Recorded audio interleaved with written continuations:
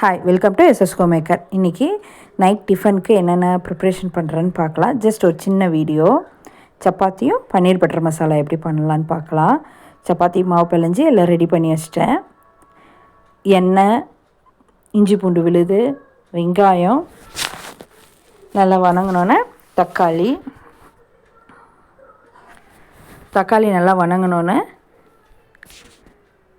உப்பு கொஞ்சம் போட்டு நல்லா வணக்கியாச்சு.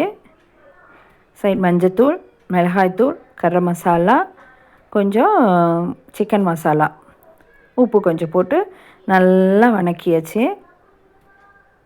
சைட் முந்திரி கொஞ்சம் போட்டுட்டு தேவைன்னா கொஞ்சம் தேங்காய் போட்டுக்கலாம். நல்லா வணக்கினோன்னே ஆறினோன்னே நல்லா மிக்சியில் நைஸாக அரைச்சி எடுத்துக்கணும்.